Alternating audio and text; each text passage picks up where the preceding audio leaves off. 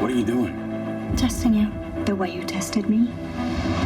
Do they trust you? I'm very good at pretending, Max. They're watching us.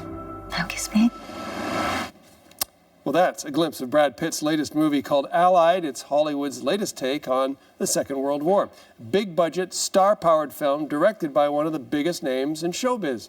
And CBC's film critic Eli Glasner is here to tell us all about it. So, it looks good. It looks grand. What's the story behind it? Yeah, certainly very promising package for this film. You've got Brad Pitt playing a dashing spy who's nicknamed the Quebecois. So that's right, Brad Pitt playing a Canadian accent, not so much, but maybe that's part of the spy act. Paired up with Marion Cotillard. There she is, glamorous and charming as always. The director, Robert Zemeckis, Mr. Back to the Future 1, 2, and 3. So there you go. The setting, 1942. Max Vitan, Canadian intelligence officer working under the Brits in action. There you see him, deep cover in Casablanca, trying to get to the Nazis, working with this resistance fighter from France named Marianne. So this is a film about surfaces and deceptions and how you play those roles and what happens. And as you can see, this critical moment in the middle of a sandstorm in Casablanca, and the passion gets to better them. Very, very hot and heavy scene. I didn't know Zemeckis had it in him, but after that, well,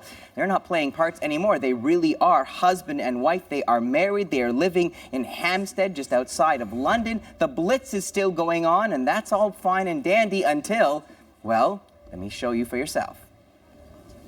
There's no easy way to say what we're about to say. We suspect your wife is a German spy. It's insane. If you are right, all this will be forgotten. But if she is, You will execute her with your own hand, and if you do not comply, you'll be hanged. Now that is a predicament. Well, it had that kind of English patient, sandstorm, World War II, Oh, yeah. Sure. great clothes, handsome people, Hollywood A-listers there, not the least of which Mr. Pitt.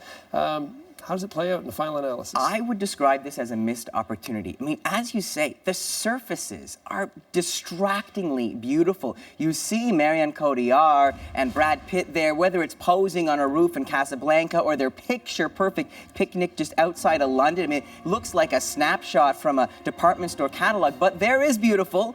And then there is believable. First of all, let's talk about Brad Pitt as the espionage agent from Canada who talks wistfully about the rolling hills of Medicine Hat.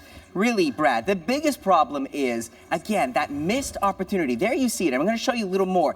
This amazing idea of what if this woman that you love, who you knew has a background as an espionage agent, who is an excellent actor in her own way, and now you're told that everything you know, the woman is a lie. Well, let's take a look. Is this a game? A test? everything is a test. You were different with me last night. Different? Like you were angry. She's the mother of my child. It isn't true. I will prove it.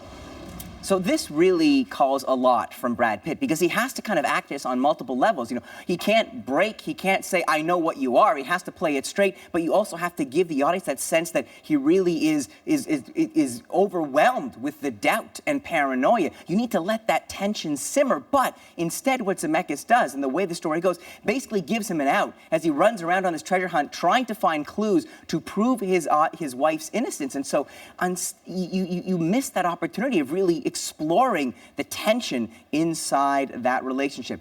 Looks gorgeous, picture perfect. If you want for the thrills in the first half of the film, I'd say it's worth a look. But, you know, originally going in, I would have expected maybe this is an award season contender, but no, just a bit of escapist spy versus spy fluff. 3 out of 5.